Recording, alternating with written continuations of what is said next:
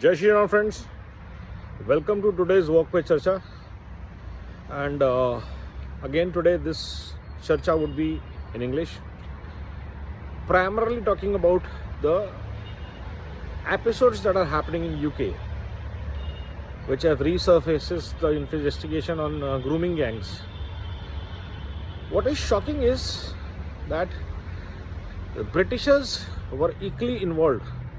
The elite Britishers, the politicians, the police authorities, the media, BBC,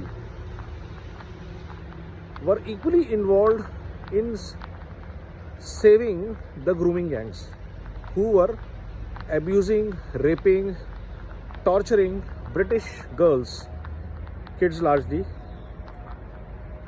and pushing them into prostitution, because they were also the beneficiaries of this loot. Pushing innocent kids, 12 years, 13 years, into sex trade by these grooming gangs was a crime enough. And this is not where it ends. UK, by virtue of being a commonwealth, it is the amalgamation of commonwealth of all kinds, from all countries.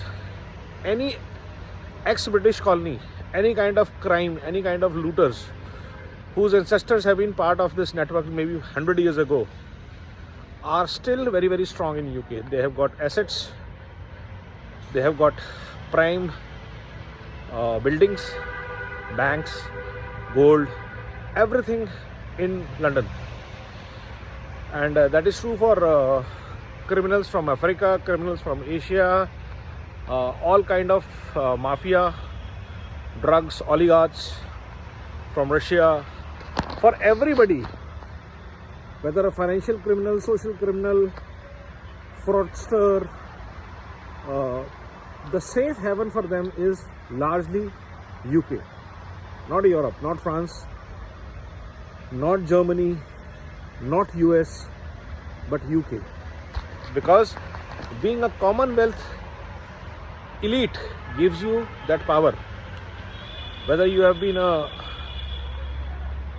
perpetrator of genocide in your country like Ghana or Pakistan, wherever a powerful leader is thrown out of power, they first reach out to UK.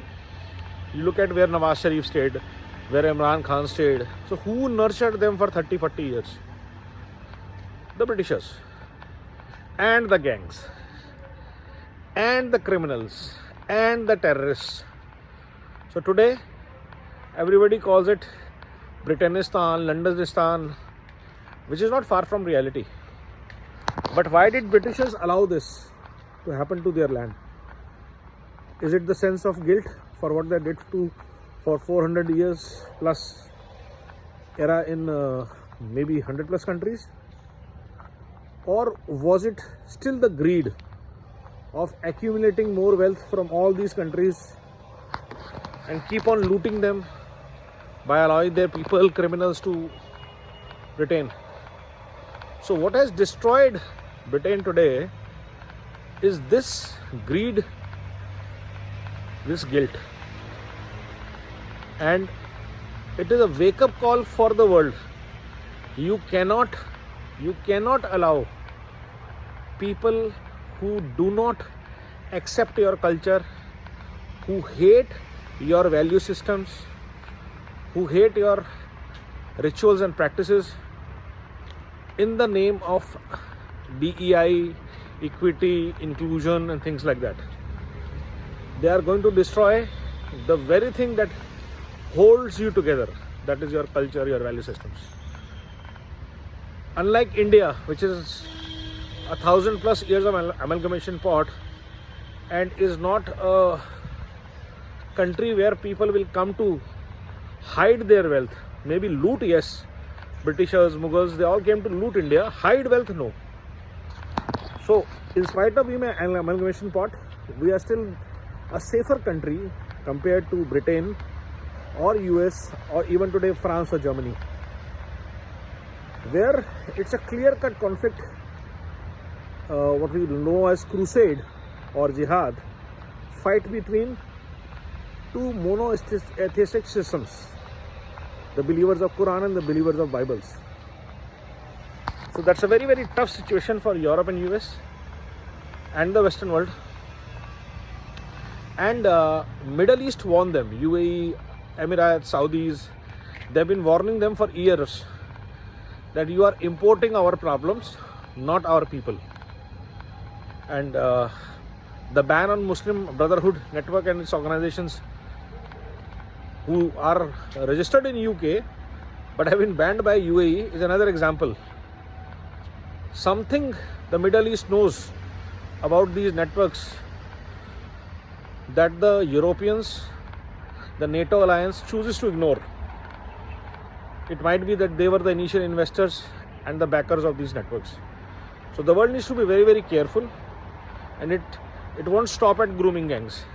They are terrorists, they are drug cartels, they are sex trades, and they are also perpetrators of all kind of terror across the world.